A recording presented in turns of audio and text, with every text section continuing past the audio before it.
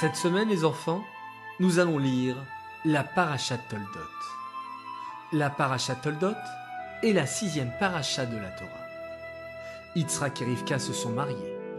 Ils prient très fort pour avoir un enfant. Au bout de 20 ans, Rivka tombe enceinte. Mais sa grossesse se passe de façon très étrange. Chaque fois que Rivka passe devant une choule, une synagogue, elle sent que le bébé veut sortir.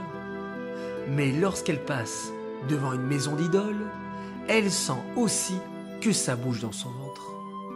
Rivka va donc voir le grand tzaddik, Shem. Shem annonce à Rivka qu'elle est enceinte de jumeaux, 2 bébés qui seront très différents l'un de l'autre. Lorsque Rivka donne naissance à ses 2 enfants, le bébé qui sort en premier a le teint rouge et son corps est entièrement couvert de poils roux comme s'il portait un habit. On va l'appeler Esav.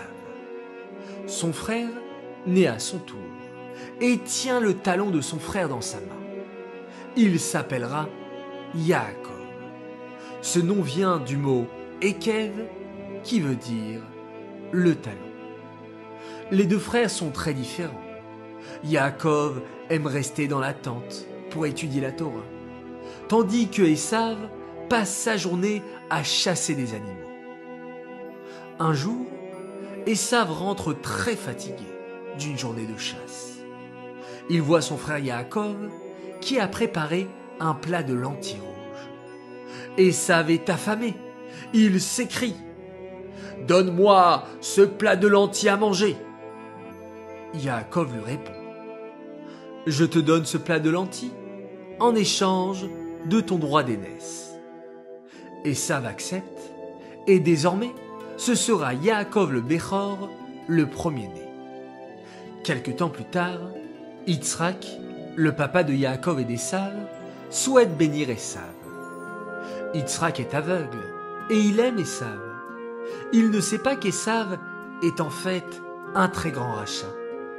Yitzhak lui dit alors « Va chasser du gibier et ramène-moi un animal bien cachère dont tu me feras un délicieux plat.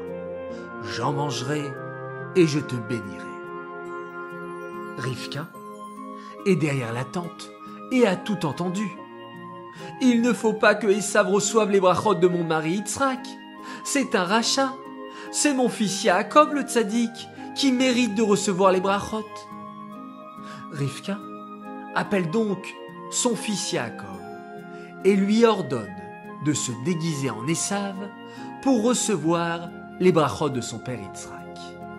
Rivka recouvre les bras et le cou de son fils Yaakov de peau de chevreau. Elle prépare un succulent repas et dit à Yaakov de l'apporter à son père. Yaakov rentre dans la tente d'Yitzhak et se fait passer pour Esav. Yitzhak a des doutes qu'il s'agisse bien d'Esav, car le langage de ce fils qui vient lui apporter à manger est tout doux et parle d'Hachem, ce qui n'était pas l'habitude d'Esav. Il touche alors le bras de Yaakov et le trouve bien velu.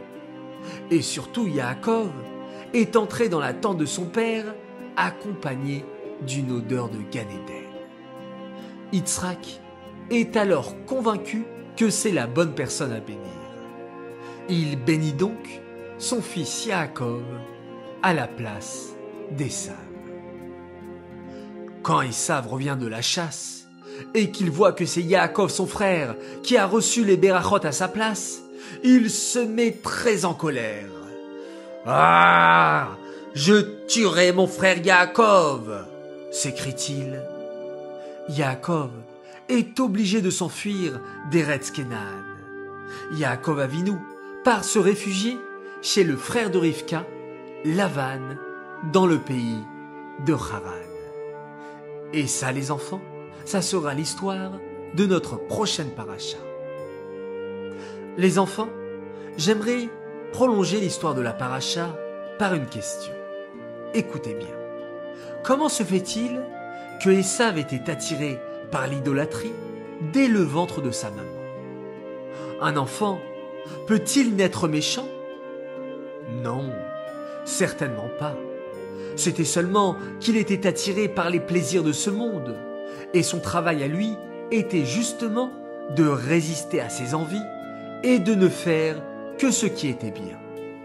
Hachem lui avait donné plein de force pour cela, mais il ne les utilisa que pour faire le mal. C'est pour cela qu'il n'a pas eu le droit aux bénédictions de son père Yitzhak. Alors, je compte sur toi pour ne pas faire comme lui.